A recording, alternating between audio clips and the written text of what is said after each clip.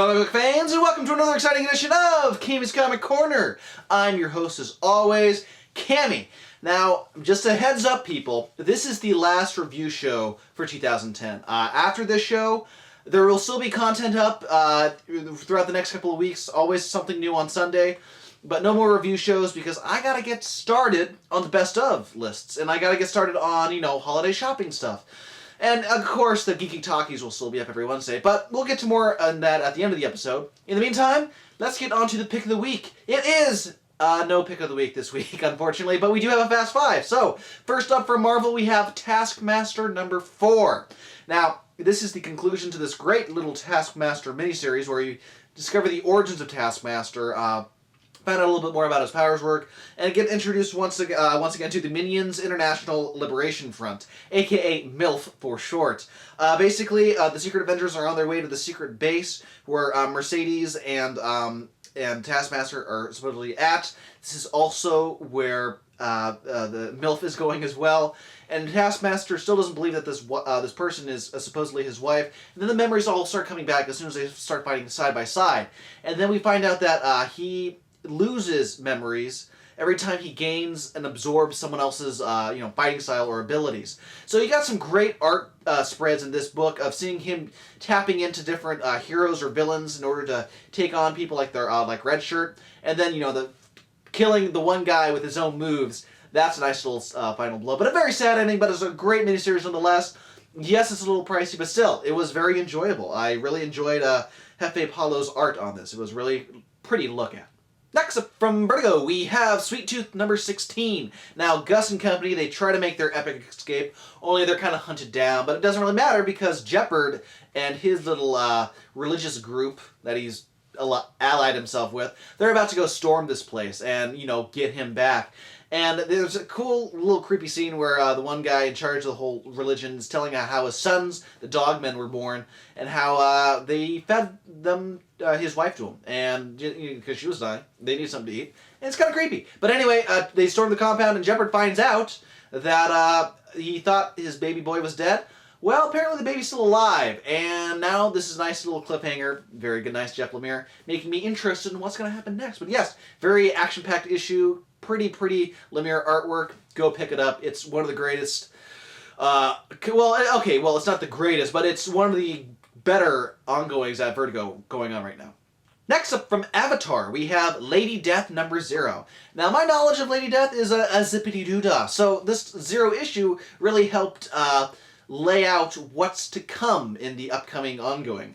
It's written by Brian Pulido and Mike Wolfer, and Marcelo Mueller is the reason I really enjoy this. His artwork is just so pretty to look at. Again, pretty. It's all pretty this week. But you have like the thicker lines and then the lighter details on the inside. Oh, it's great stuff. You see this gal named Landra, who's she's a thief assassin in this little group who overthrow this cannibalistic rule on this kingdom, and someone from the under realm is seeking her out, saying, "Listen, you're Lady Death, and you need to save us from this evil queen." And she's like, "What the hell does this all mean?" But since her whole friends and family are killed right in front of her, she's on a mission now to find out who's responsible for this and maybe become this whole Lady Death avatar that they're making her out to be. But it was really an interesting first issue, 0 issue, and I will be on board for the ongoing. Looks fun. It really does. Next up from Dark Horse, we have Baltimore, The Plague Ships number 5. Now again, this is also ending to a miniseries with gorgeous, just beyond gorgeous, Ben Stenbeck art, colored by Dave Stewart. You don't even have to follow the story. You can look page after page after page, and oh look, it's Lord Baltimore killing undead underwater zombies. And oh look, there's him burning his vampire family inside the house. Basically, you get a little flashback of what happened to his family, how he had to kill him himself, and then it's him, this entire issue, killing these undead hordes of underwater crew members who were from submarine wrecks. It's much more simplistic than I'm making it out to be, but it's just hack, slash. It's right up your alley if you're a fan of zombies, Mike Mignola, or just pretty Dave Stewart colors. But yes, go pick it up. It's well worth your money. And finally this week from DC, we have Brightest Day number 15. Now, this is another Martian Manhunter story, and like I've said before, I'm not really a Martian Manhunter fan, but when he's done well, he can be rather interesting.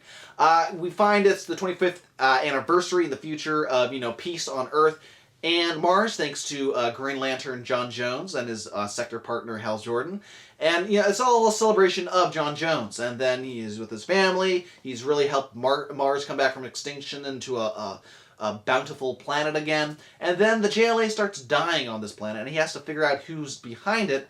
And then all in the end, you find out that he's kind of a killer, and then it's all just a dream. It's very Black Mercy-esque what this decay Martian is putting him under. And so, it's all feels so real. Whatever happened to the Manhunter of Mars?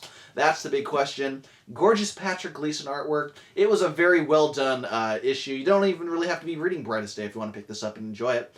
I love these little happens in the future type stories. It always something new, always something different. Well, that does it this week for Cammy's Comic Corner. If you want more Cammy's Comic Corner goodness, head on over to www.cammyscomiccorner.com. Just put up the book of the month yesterday. It was Super Fuckers by James Kocholka. Go read the review, go watch the video, see why it's one of the most hysterical comics I've read in 2010.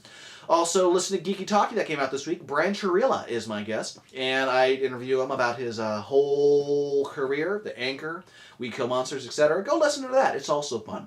And then it hasn't really been officially announced yet, but I am going to be going to WonderCon next year. It's one of my first conventions I'm going to be checking out. So you can read all the updates on the site as well. Also, big shout out to Rising Sun Creations at rsc-online.com. They specialize in the best of U.S. comic books, manga, and collectible toys imported straight from Japan. And all the issues that I talked about this issue, they have in stock. So go check them out. Big thanks for being the sponsor. So yes, last review show, but there will be Christmas wish lists to get your fellow geeks. More Geeky Talkie goodness, and oh man, for the Christmas episode of Geeky Talkie, you guys are in for a treat. I'm going to be reviewing with friends a relic in the Star Wars legacy. I don't want to give away what it is yet, but tune in to find out what is going down. But in the meantime, follow me on Twitter at CamComicCorner, or give me an email at cammyscomiccorner@gmail.com if you have any questions, concerns, etc. So this has been Cammy's Comic Corner. I have been your host, Cammy. See ya with the regular reviews in 2011. Woo!